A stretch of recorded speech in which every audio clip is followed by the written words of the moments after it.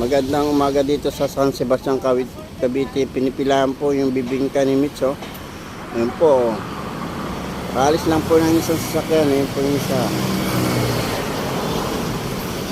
Ayun po, oh. Ayun po sila lahat, oh. Ayun po, oh. Ayun po yung bumibili ng bibingka, oh. Special kasi masarap. May ube, may cheese, may buko po yung flavor. Ayan po siya. Daming binili. Ayan po. Dito lang sa San Sebastian, Cavite po. Pumunta lang kayo dito. Ayan po.